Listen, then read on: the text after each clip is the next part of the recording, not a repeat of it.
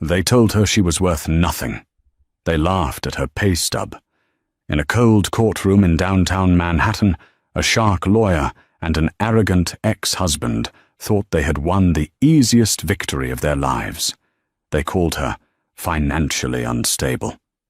They mocked her $12 an hour job. They thought they were crushing a helpless single mother. But they didn't know who she really was. They didn't know that the woman sitting quietly in the corner, wearing a thrift store blazer, was the sole signatory on a bank account that could buy the entire law firm 3 times over. This is the story of how a billionaire heiress let the court humiliate her, just so she could deliver the most brutal, satisfying revenge in legal history. Watch until the end, because the look on the judge's face is priceless. The air in courtroom 4B smelled of floor wax and stale coffee, but to Eleanor Vance it smelled like impending doom. The fluorescent lights overhead buzzed with a headache-inducing frequency, casting a pale, sickly pallor over the mahogany furniture. Eleanor sat with her hands clasped tightly in her lap, her knuckles white. She was wearing her best suit, a charcoal grey ensemble she had bought at a Goodwill in Queens for $12. She had ironed it twice, but she could still see the faint ghost of a stain on the left lapel. She hoped Judge Harrison wouldn't notice. Across the aisle, the atmosphere was entirely different. It was a party. Gavin Mercer, her ex-husband, leaned back in his leather chair with the ease of a man who owned the room. He was wearing a bespoke navy suit that cost more than Eleanor's car. He whispered something to his lawyer, Marcus Sterling, and the two of them chuckled. Marcus Sterling. The name alone struck fear into the hearts of New York's middle class. He was the kind of lawyer who didn't just win cases. He annihilated the opposition. He was a man who billed $200 an hour and wore a Patek Philippe watch that he checked ostentatiously every 5 minutes, as if Eleanor's poverty was wasting his valuable time. "Order," Judge Harrison said, his voice bored. He was a man in his 60s with thick spectacles and a reputation for hating domestic disputes. He shuffled the papers on his bench. "We are here to finalize the custody arrangement and financial support regarding the minor, Leo Mercer.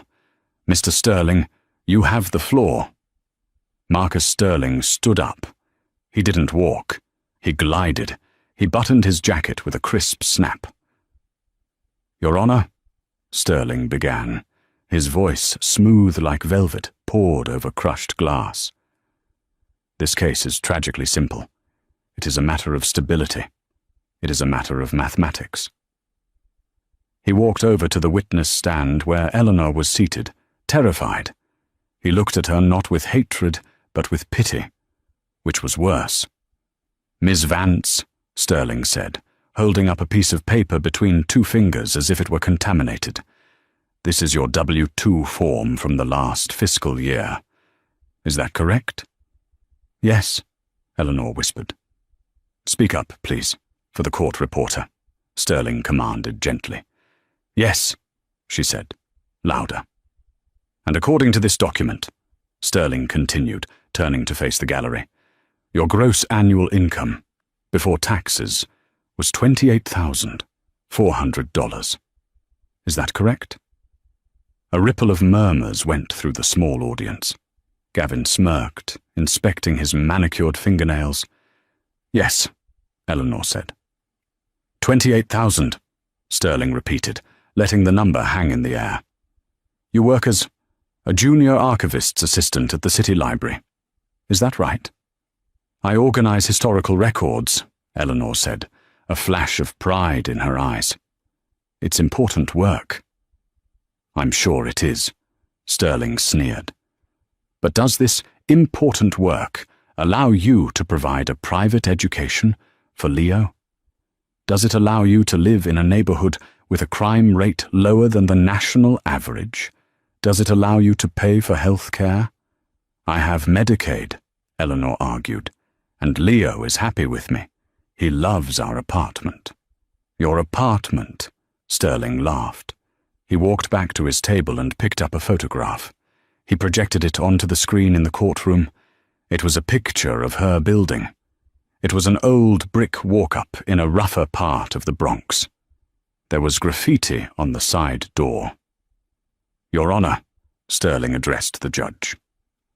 "My client, Mr. Mercer, is the Vice President of Sales at Horizon Tech.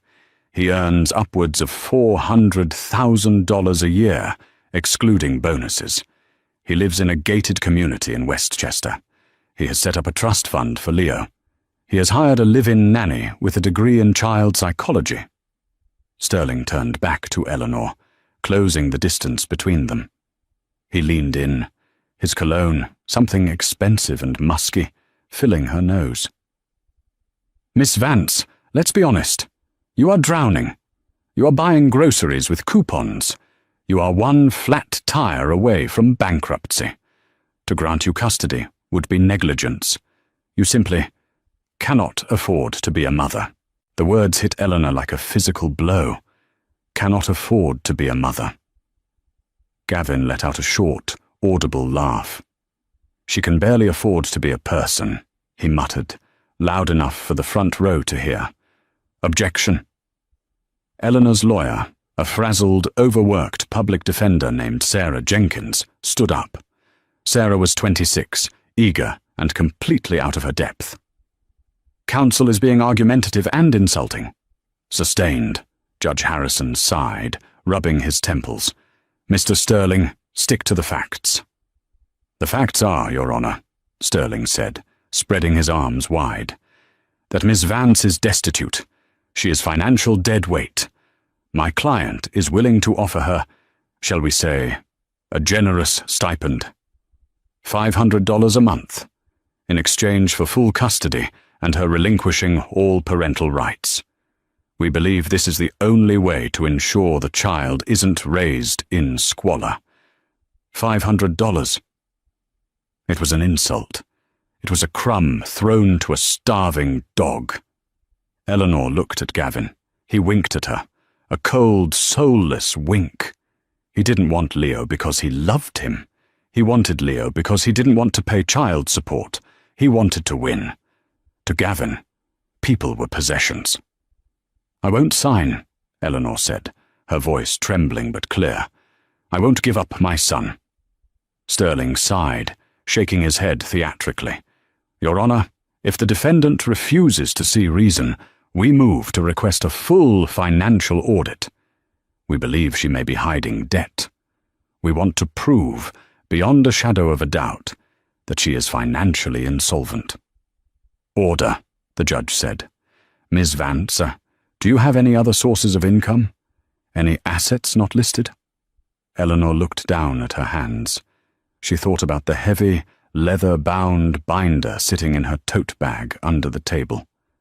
The binder she had promised herself she wouldn't use unless it was life or death. She looked at Gavin's smug face. She looked at Sterling's predatory grin. "No, Your Honor," Eleanor lied. "I live on my salary." "Then God help you," Judge Harrison muttered. "Court is adjourned for recess until 2 p.m. At that time, I will issue my ruling on custody." The gavel banged. The sound echoed like a gunshot. Gavin walked past Eleanor as he left the courtroom. He leaned down, his lips brushing her ear. "You should have taken the 500, Elle," he whispered. "Now you're going to lose him, and you're going to end up on the street."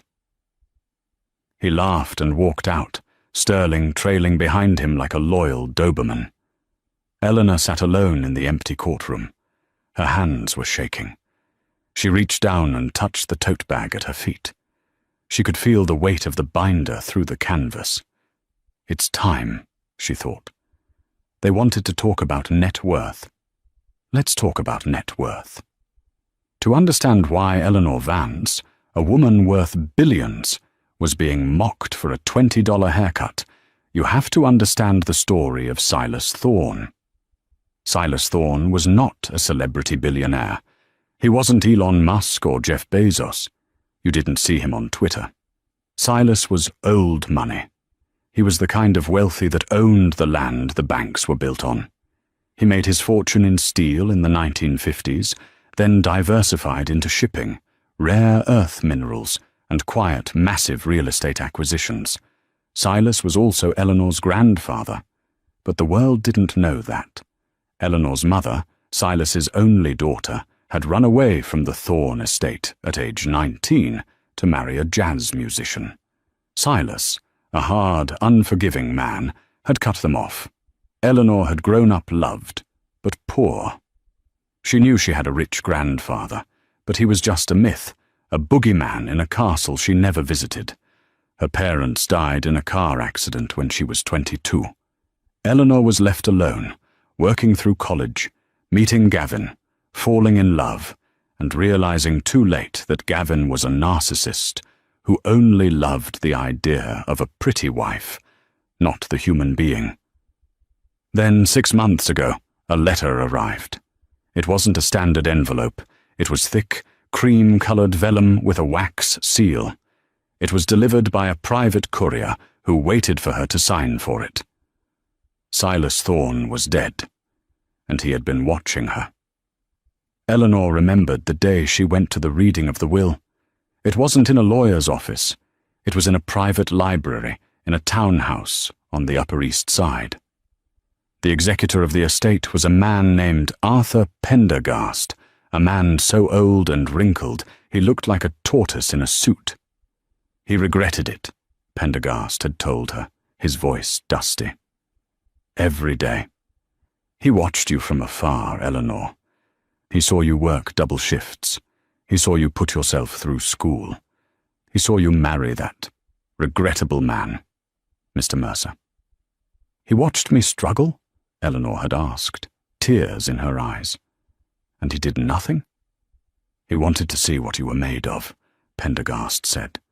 Silas believed that character is forged in fire.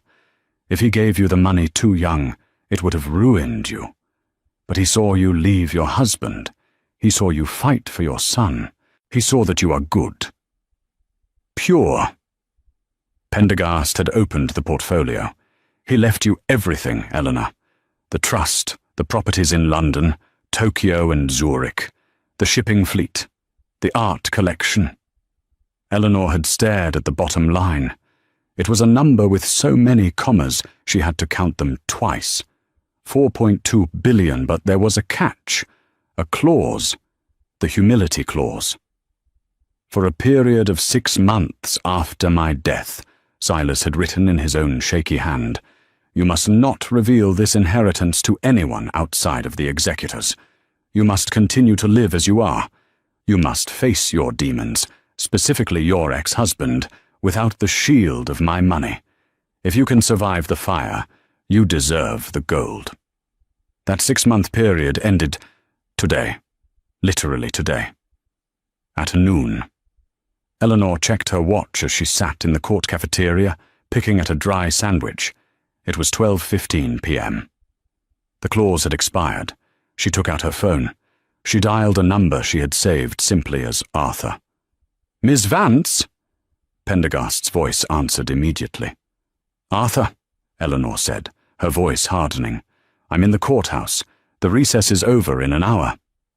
How is it going? They are destroying me, Eleanor said. They are mocking my salary. Gavin is trying to take Leo because I'm too poor to raise him. Ah, Pendergast said. She could hear the smile in his voice. Excellent. Excellent? It means they have walked right into the trap, my dear. When your enemy is making a mistake, don't interrupt him. Let him commit to the narrative that you are destitute. I need the papers, Arthur. I need the full disclosure. The binder I have is just the summary. I need the certified proof of funds. I need the property deeds. I am already en route, Pendergast said. I am in the town car. I have the entire legal team from Thorne Enterprises with me. We are 3 blocks away. The legal team? Miss Vance, you are the head of a multinational conglomerate now. You don't walk into court with a public defender. You walk in with an army. Eleanor felt a shiver go down her spine. It wasn't fear anymore. It was adrenaline. Arthur? Yes, madam. Bring the red binder, the one with the acquisition targets. The acquisition targets, but we are focusing on the custody case.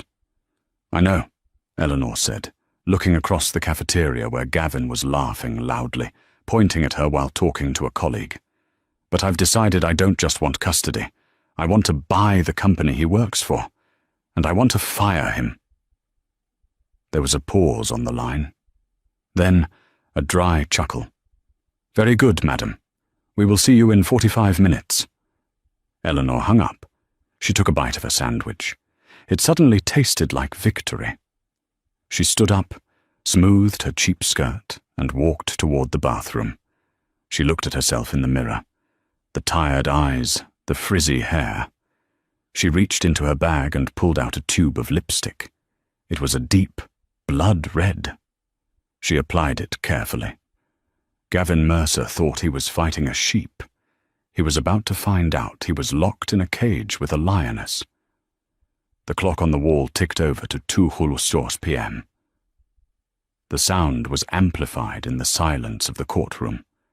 Judge Harrison returned to the bench, looking as though he had enjoyed a heavy lunch and was ready to wrap this case up quickly. He adjusted his glasses and looked down at Eleanor, who was sitting alone at her table. Her public defender, Sarah, was nervously shuffling papers, looking defeat in the eye. Across the aisle, Gavin and Marcus Sterling were practically vibrating with victory. Gavin had already loosened his tie slightly, a sign that he considered the work done. All rise, the bailiff droned. Be seated, Judge Harrison said. We are back on the record for Mercer versus Vance. Mr. Sterling, do you have any closing remarks before I issue my ruling on custody? Sterling stood up. He didn't even bother to button his jacket this time. He treated the courtroom like his living room. Briefly, Your Honor, Sterling said, strolling toward the center of the room. We have established that Ms. Vance earns poverty wages. We have established that she lives in a high-risk zip code.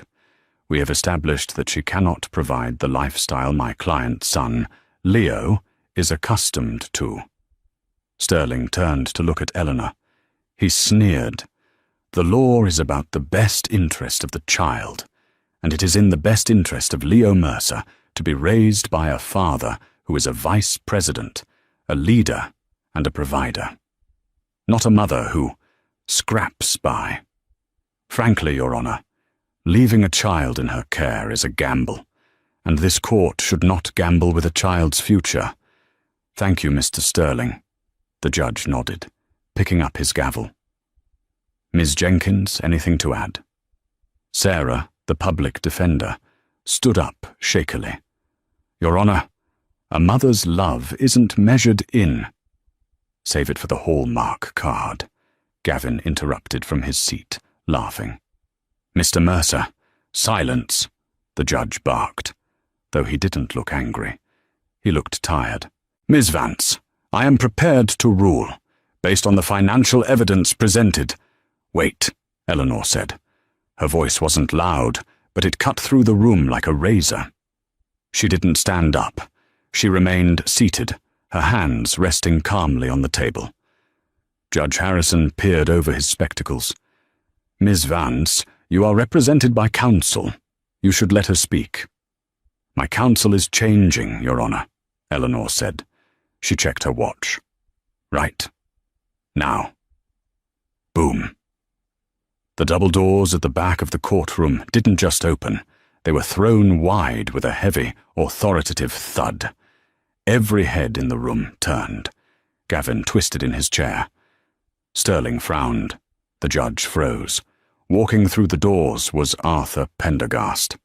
The elderly man moved with a surprising vigor, his silver cane tapping rhythmically on the floor. But it wasn't Arthur who stopped the breath in Gavin's throat. It was the 5 men walking behind him. They were dressed in identical, immaculately tailored black suits. They carried leather briefcases that looked like they cost more than Eleanor's car. They didn't look like normal lawyers. They looked like sharks that ate other sharks. They moved in a V formation, flanking Arthur like a phalanx of Roman soldiers. The energy in the room shifted instantly. The air pressure seemed to drop. "What is the meaning of this?"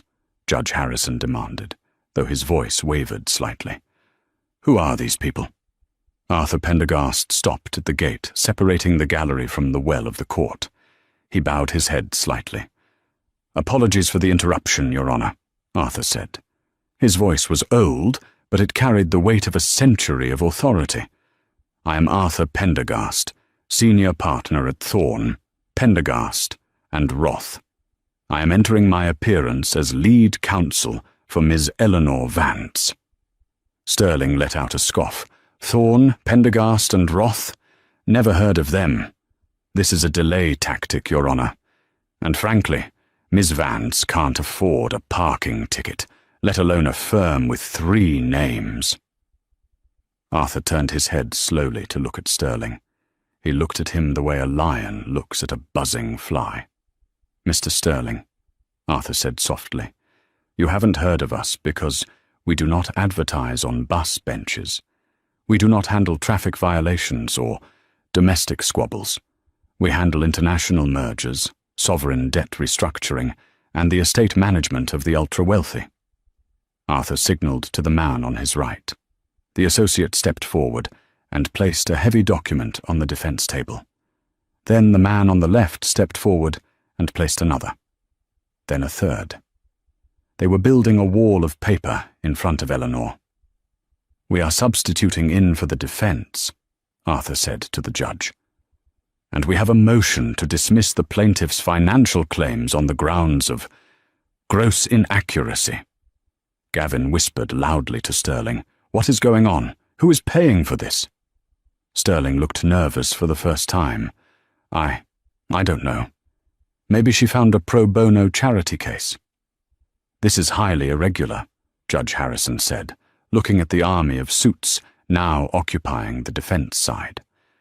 Sarah, the public defender, looked relieved and quickly gathered her things to make room, scuttling away to the back bench.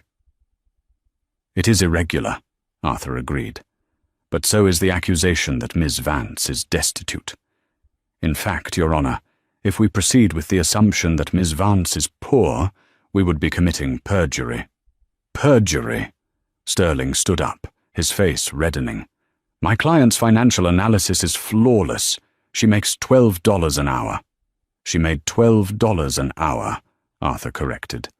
"As of 12:02 p.m. today, her financial status has evolved." Arthur walked over to Eleanor. He didn't treat her like a client. He treated her like royalty. He pulled out a chair for her to stand.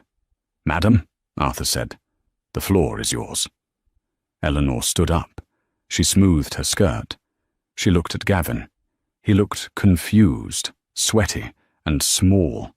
"Your Honor," Eleanor said, "Mr. Sterling asked for a financial audit. He wanted to know my net worth. I am ready to provide it." "This is ridiculous," Gavin hissed. "She's bluffing. She's probably got a scratch-off lottery ticket for 10 grand. Sterling ignored him. He was staring at the briefcase one of Arthur's associates had just opened. He saw the letterhead on the documents inside. Thorne Industries. Sterling's face went pale. He knew that name. Everyone in high finance knew that name. It was the kind of money that didn't just buy houses, it bought senators. "Your Honor," Arthur Pendergast said, approaching the bench with a single thick file. "Mr. Sterling claimed that Miss Vance could not afford to raise her son. He claimed she is unstable. I would like to submit into evidence Exhibit A, the probate conclusion of the estate of Silas Thorne." "Silas Thorne?" Judge Harrison repeated. His eyes widened behind his glasses. "The steel magnate?" "The same," Arthur said. "Miss Vance's grandfather." A pin drop could have been heard in the room. Gavin's mouth fell open. "Grandfather? She said her grandfather was a farmer." She lied, Arthur said simply, not looking back, to protect herself from fortune hunters. A wise decision, considering her choice of husband. Arthur slid the paper across the bench. Miss Vance is the sole beneficiary of the Thorn Trust. As of noon today, full control of the assets has been transferred to her name. The judge picked up the document. He read the first page. He flipped to the second. He stopped. He took off his glasses, cleaned them on his robe, put them back on, and looked again. "Mr. Pendergast," the judge choked out. "Am I reading this figure correctly? Is this billions?" "With a B, Your Honor," Arthur said crisply. $4.2 billion in liquid assets, stocks and bonds, plus a real estate portfolio valued at another $1.5 billion. The courtroom erupted. "Objection!" Sterling screamed, though he didn't know what he was objecting to. This is fabricated. It's a forgery." "Mr. Sterling," the judge said, his voice dropping to a dangerous whisper. "I am looking at a certified bank letter from the Bank of Zurich and a notarized federal tax release. Unless you are accusing the Swiss government of forgery, sit down." Sterling collapsed into his chair. Eleanor walked slowly toward the center of the room. She stood directly in front of Gavin. "You said I was drowning," Eleanor said, her voice calm. "You said I was one flat tire away from bankruptcy." Gavin looked up at her. His arrogance was gone, replaced by a greedy, desperate glint in his eyes. "Elle," Gavin stammered. "Elle, honey, why didn't you tell me? My God, we're rich. We can—" "We?" Eleanor raised an eyebrow. "There is no we, Gavin. We are divorced, remember." But spousal support." Gavin looked at Sterling. "Marcus, get on this. She has money now. I'm entitled to alimony.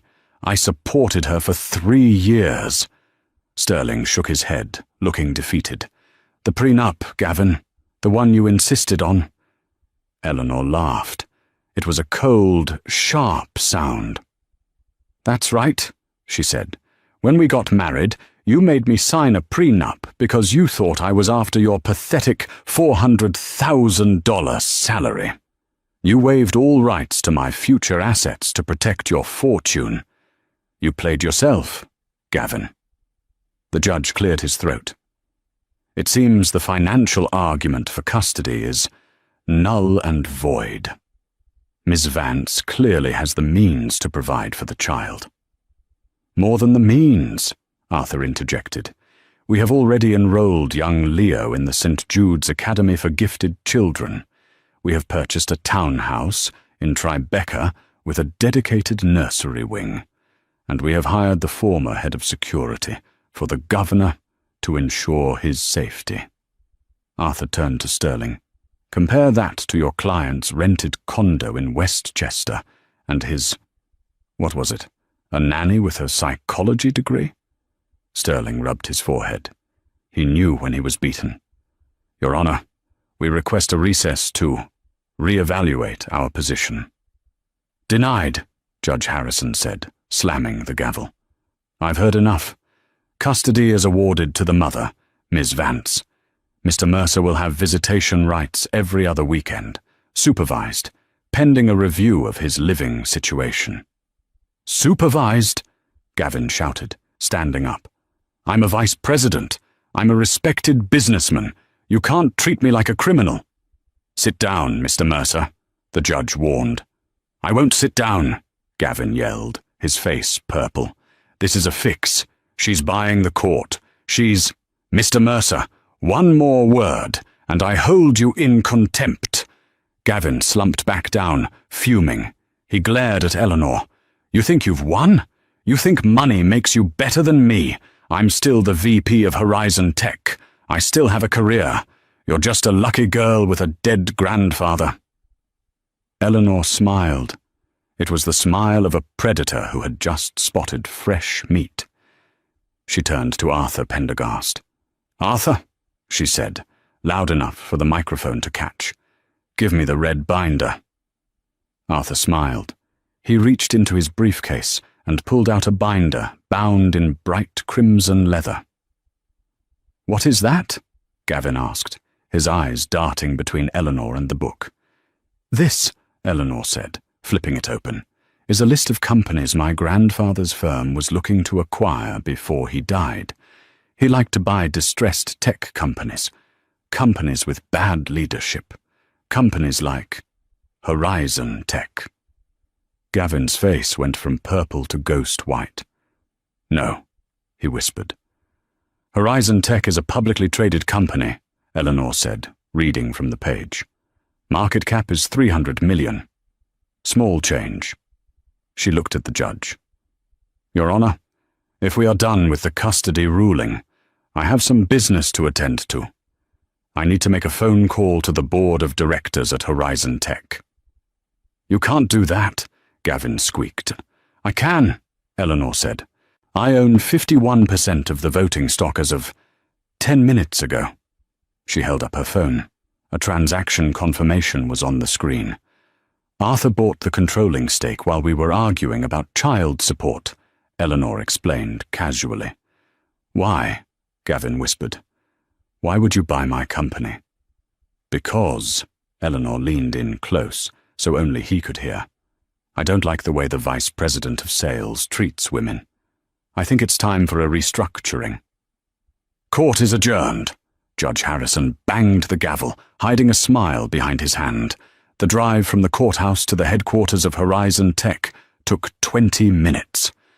Eleanor rode in the back of a black Rolls-Royce Phantom that Arthur had waiting at the curb. Gavin had to take an Uber. Eleanor didn't go home to change. She wore her $12 thrift store suit. She wanted them to see it.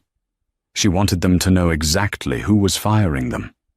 When she arrived at the glass and steel tower of Horizon Tech, the lobby was already in a panic. News travels fast in the digital age. The stock ticker in the lobby showed Horizon Tech shares skyrocketing, mostly because a mystery buyer had just swallowed the majority of the volume. The receptionist, a young woman named Chloe, who had once rolled her eyes at Eleanor when she came to pick Gavin up for lunch, looked up. Her face went slack. Behind Eleanor stood Arthur and the 5 men in black suits. "I'm here for the emergency board meeting," Eleanor said. I don't have you on the list, Miss Vance," Chloe stammered. "Mr. Mercer is on his way. He called and said, 'Mr. Mercer works for me,'" Eleanor said, walking past the desk. "He just doesn't know it yet." She took the executive elevator to the 40th floor. The boardroom was chaos. 6 older men in grey suits were shouting at each other. The CEO, a man named Robert Sterling, no relation to the lawyer, but just as arrogant, was pacing the head of the table. "Who is this Thorne estate?" Robert was yelling.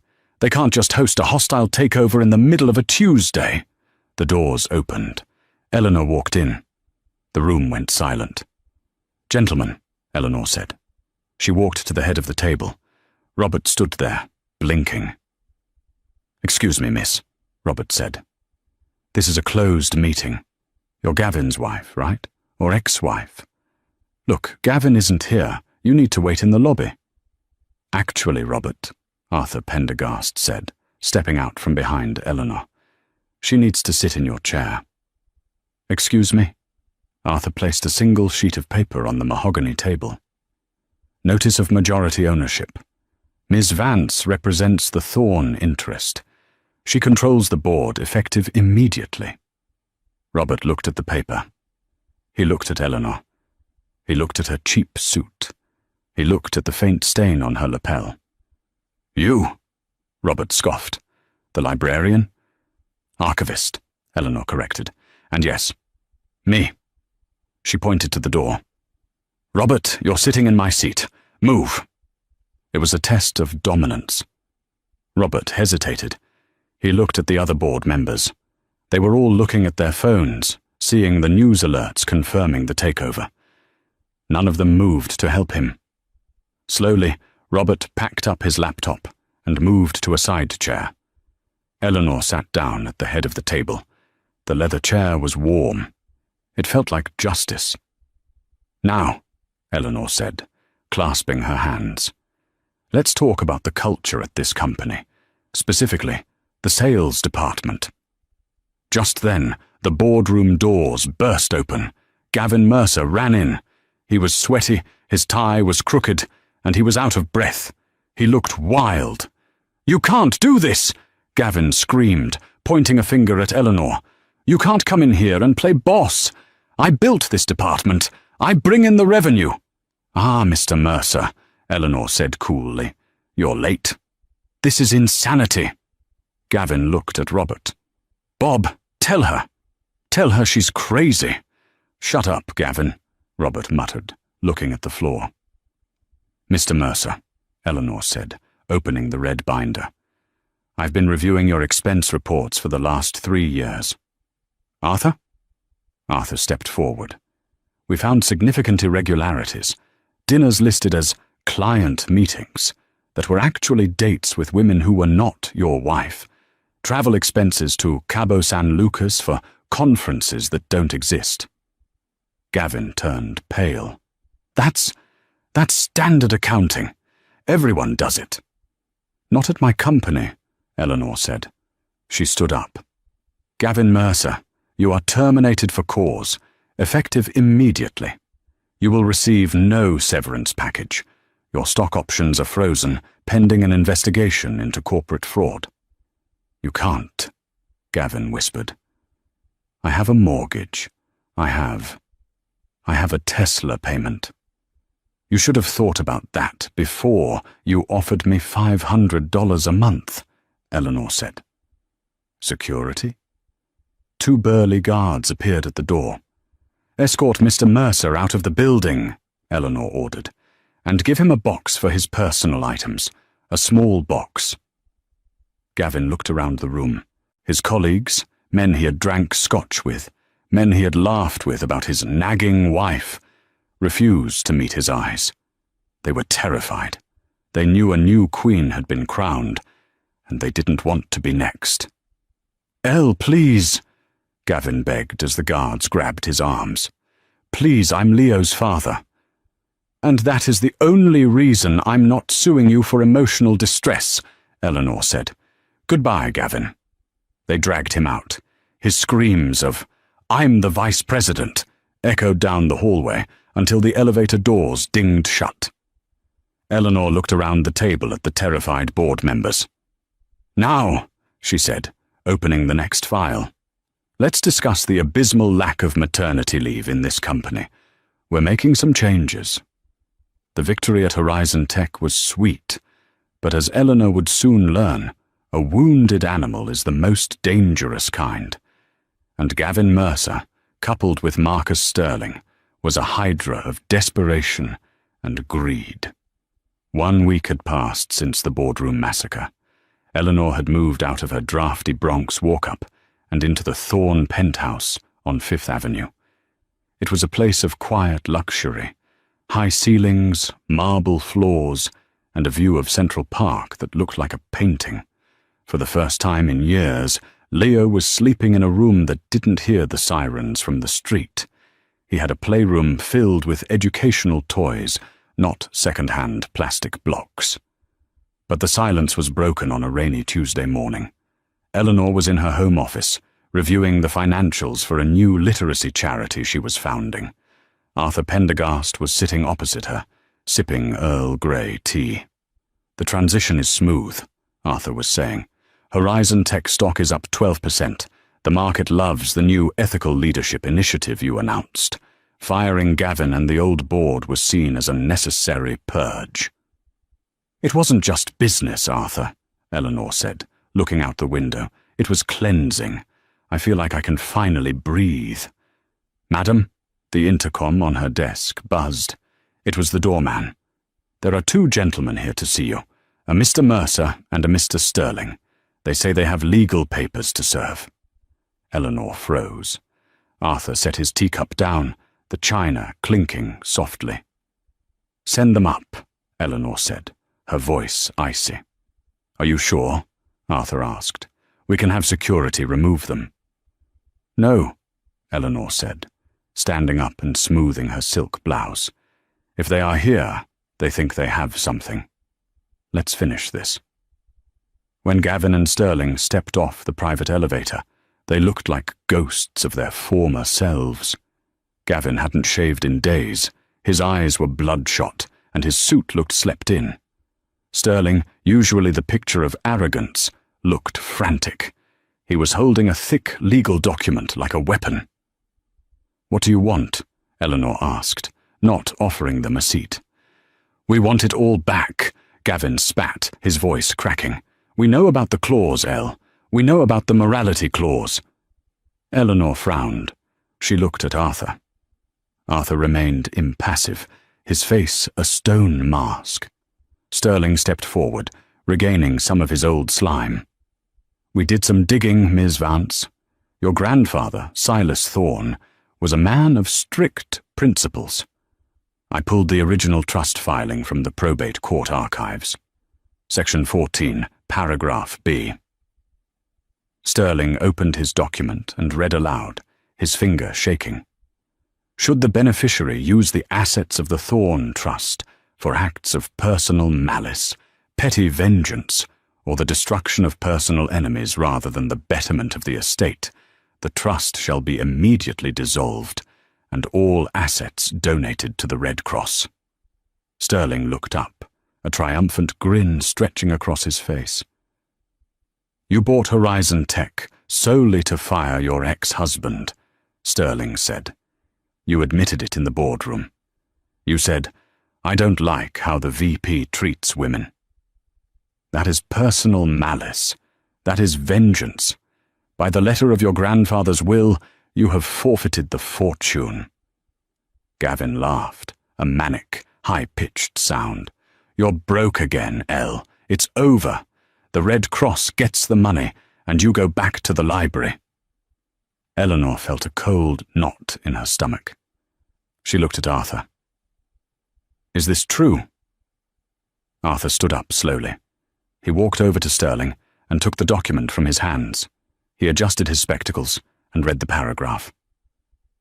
"It is a standard clause," Arthur admitted. "Silas hated bullies." "Exactly," Gavin shouted. "And she bullied me. She bought my company just to crush me." "So," Sterling pressed, "we are prepared to file this motion immediately. The probate judge will freeze your assets by this afternoon. Unless—" "Unless what?" Eleanor asked. "Unless you settle," Sterling said. "We want $500 million. In cash. Transfer it to an offshore account today. And we forget we ever found this clause. You keep the rest. Everyone wins." It was blackmail, pure and simple. Gavin looked at Eleanor with hungry eyes. $500 million, Elle. That's plenty for me to start over. Come on, don't be stupid." Eleanor looked at the two men. She saw their greed. She saw their fear. And suddenly she realized something. They didn't understand Silas Thorne, and they certainly didn't understand her. "Arthur," Eleanor said quietly, "did I buy Horizon Tech to destroy Gavin?" "You certainly enjoyed firing him," Arthur noted dryly.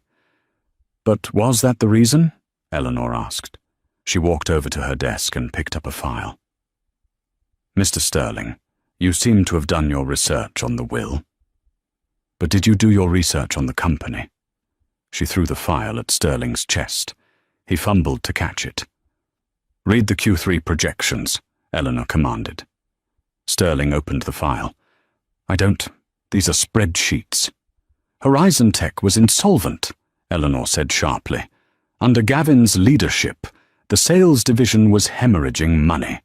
You were faking the numbers, Gavin. You were cooking the books to keep the stock price up." Gavin went pale. "You can't prove that." "I own the servers now, Gavin. I have every email. I have every falsified invoice," Eleanor said. She stepped closer to them. "I didn't buy the company to destroy you. I bought it to save the jobs of the 4,000 employees you were about to drive off a cliff. I bought it because it was a distressed asset that I could turn around. That is not malice. That is business." Arthur Pendergast smiled. It was the first time Eleanor had seen him truly grin. "Furthermore," Arthur added, stepping in for the kill, Section 14, Paragraph C of the will states, "The determination of malice shall be made by the executor, whose decision is final." Arthur tapped his own chest. "I am the executor, Mr. Sterling, and in my judgment, Miss Vance's actions were the definition of astute corporate rescue. She cut out a cancerous tumor, Mr. Mercer, to save the patient." Sterling's face fell. He reread the document in his hand. He had missed paragraph C. "So," Eleanor said, her voice dropping to a whisper, "you have no case. You have no blackmail material. But what you do have, Gavin, is a looming indictment for securities fraud." "Fraud?" Gavin squeaked. "Cooking the books is a federal crime," Eleanor said. "My auditors are handing the files over to the SEC this afternoon." Sterling dropped the papers. He looked at Gavin, then back at Eleanor. He backed away towards the elevator. I didn't know about the fraud," Sterling stammered. "I was just representing my client. I'm leaving." "Marcus, you can't leave me," Gavin yelled. "You lied to me, Gavin," Sterling shouted, pressing the elevator button frantically. "I'm not going to jail for you." The elevator doors opened, and Sterling fled, leaving Gavin standing alone on the marble floor of the penthouse. The silence that followed was heavy and final. The collapse of Gavin Mercer wasn't the sudden, fiery explosion he had always feared in his nightmares. It was a slow, agonizing suffocation. It was a death by 1,000 cuts, each one stripping away a layer of the vanity he had worn like armor for his entire adult life.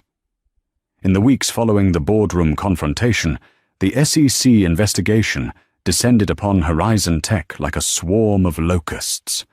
Because Eleanor's new leadership team cooperated fully, handing over hard drives, emails, and the red binder of evidence, the company itself was spared the death penalty. They paid a fine, restructured, and moved on. Gavin was not so lucky. He became the radioactive scapegoat, the face of the fraud. The plea deal his lawyer managed to negotiate kept him out of a federal prison cell, but the cost was absolute. The court seized his assets to pay restitution to the shareholders he had misled.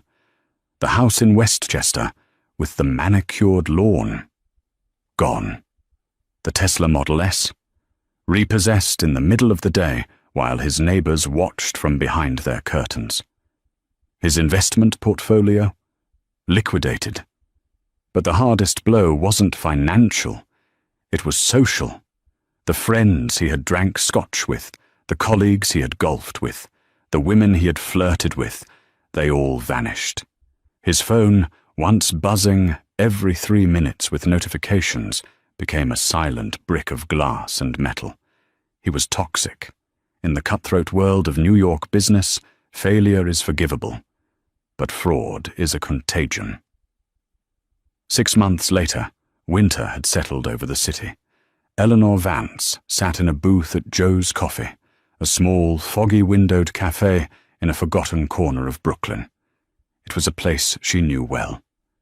Years ago, when Gavin was just a junior associate and she was a student, they used to come here because it was the only place that offered free refills.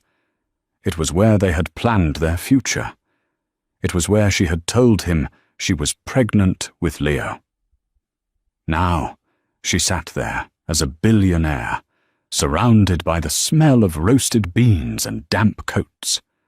Her security detail, a man named Henderson, sat 2 tables away, reading a newspaper, but watching the door like a hawk. Eleanor wore a simple cashmere sweater and jeans. She didn't wear diamonds. She didn't need to. She carried herself with a quiet, unshakable peace that was worth more than any jewel. The bell above the door chimed. A gust of freezing wind blew in. followed by a man who looked like a shadow of Gavin Mercer. He was thinner. His hair, usually gelled to perfection, was greying at the temples and overdue for a cut. He wore a suit jacket that Eleanor recognized. It was an Armani from 3 seasons ago, but the cuffs were fraying, and there was a missing button. He looked around nervously, spotting her in the back booth. He walked over, his posture slumped. The swagger was gone, replaced by a jittery, desperate energy. "Elle," he said, his voice raspy. "Thank you for meeting me. I didn't know if you would come." "Sit down, Gavin," Eleanor said softly. She signaled the waitress. "Coffee?" "Please," Gavin said. "Black. I'm cutting back on sugar. Dental copays are expensive." He tried to laugh, but it came out as a dry cough. He sat down, wrapping his cold hands around the mug when it arrived. For a long moment, he just stared at the steam. "How is Leo?" he asked, not meeting her eyes. "He's thriving," Eleanor said. "He started piano lessons. He has a recital next month." Gavin flinched.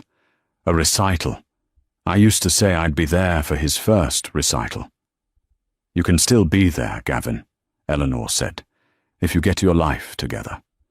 Visitation is still open, provided you pass the drug tests and show proof of residence."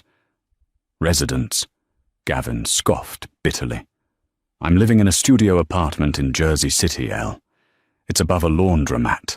The whole place vibrates when the spin cycle starts. I'm working at a call center doing outbound sales for solar panels.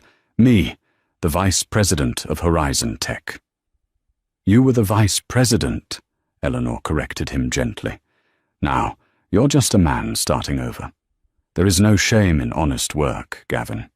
I worked in a library basement for 5 years, remember? You used to make fun of the dust on my clothes." Gavin looked up, a flash of his old anger igniting in his eyes before quickly dying out, extinguished by his desperation. "I know," he whispered. I was arrogant. I see that now." He leaned across the table, his eyes pleading. "But this punishment doesn't fit the crime, Elle. I'm drowning. I have legal fees. I have back taxes. I can't breathe." He took a deep breath, steeling himself for what he had come to do. "I have an idea. A business proposition. There's a boutique consulting firm in Connecticut. They don't care about the SEC ruling. They want my expertise. But I need a buy-in. I need capital to become a partner." "How much?" Eleanor asked, her face unreadable. 50,000, Gavin said quickly. Or maybe 75, just to be safe." "It's nothing to you, Elle. You have billions. You make that in interest every hour. It's a drop in the bucket."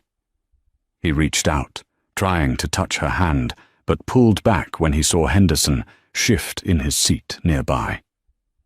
"Please," Gavin begged, his voice cracking. "For old time's sake, for the father of your child, help me get back on my feet. I'll pay you back, I swear." Eleanor looked at him.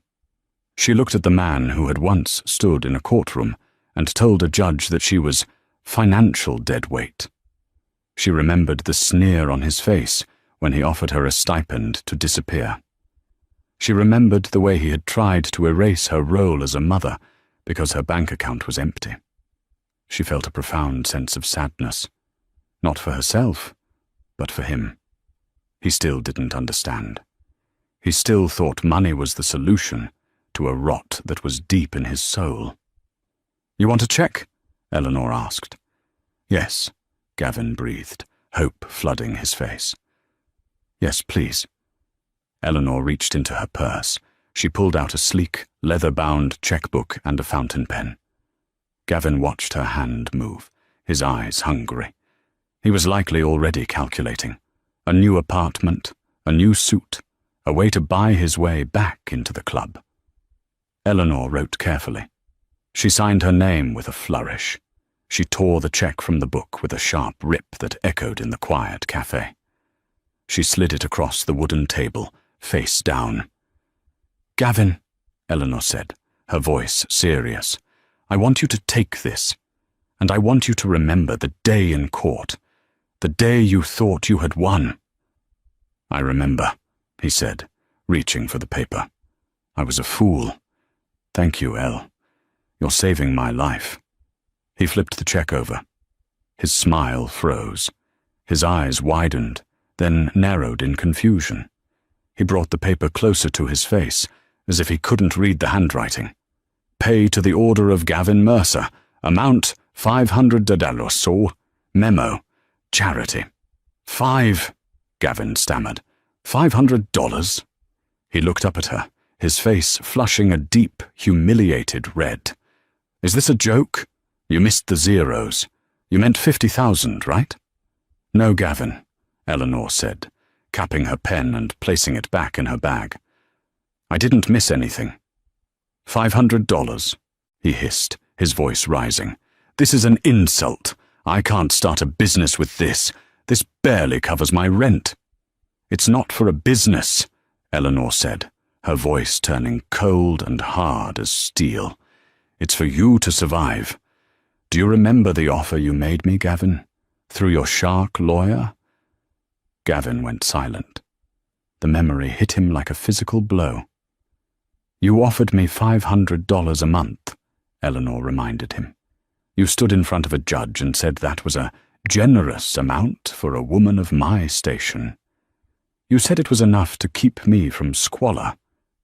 She leaned in closer. "If it was enough for the mother of your child, then surely it is enough for you." Gavin stared at the check. His hands shook uncontrollably. He wanted to rip it up. He wanted to crumble it into a ball and throw it in her face. He wanted to scream that he was a vice president, that he was a king, that he deserved more. But he couldn't. He looked at his frayed cuffs. He thought about the empty refrigerator in his studio apartment. He thought about the overdue electric bill. He needed that $500. He needed it more than he had ever needed anything in his life. Slowly, painfully, Gavin folded the check. He put it in his breast pocket. The action was the final surrender of his ego. "You're cruel," he whispered, tears stinging his eyes. "No, Gavin," Eleanor said, signaling Henderson that it was time to leave. She stood up, looking down at him one last time. "I'm not cruel. I'm just giving you exactly what you said I was worth. I'm letting you live by your own standards." "Goodbye, Eleanor," he choked out. "Goodbye, Gavin." Eleanor walked out of the cafe and into the crisp winter air. She didn't look back. She didn't need to. She walked toward the waiting Rolls-Royce, where the driver held the door open for her. As she settled into the soft leather, her phone buzzed. It was a text from Leo's piano teacher, sending a video clip of him practicing his scales. He looked happy. He looked safe. Eleanor smiled. The billions in the bank were security, yes. But the real victory wasn't the money. It wasn't the penthouse or the private jets. The real victory was the freedom to walk away from people who tried to make her feel small. She watched the city pass by through the tinted window. Eleanor Vance had survived the fire, and she had come out not just gold, but diamond, unbreakable, brilliant, and finally, truly free. And that is the incredible story of Eleanor Vance. It's a powerful reminder that the person you mock today might be the person holding the keys to your future tomorrow. Gavin Mercer measured people by their wallets, and in the end, he found out that character is the only currency that really matters. He lost his family, his career, and his dignity, because he couldn't see the value of the woman standing right in front of him. If you enjoyed this story of justice and karma, please hit that like button. It really helps the channel grow. And if you want more stories about underdogs getting the ultimate revenge, make sure to subscribe and turn on notifications so you never miss a video. What would you have done if you were Eleanor? Would you have given Gavin the money? Let me know in the comments below. Thanks for watching.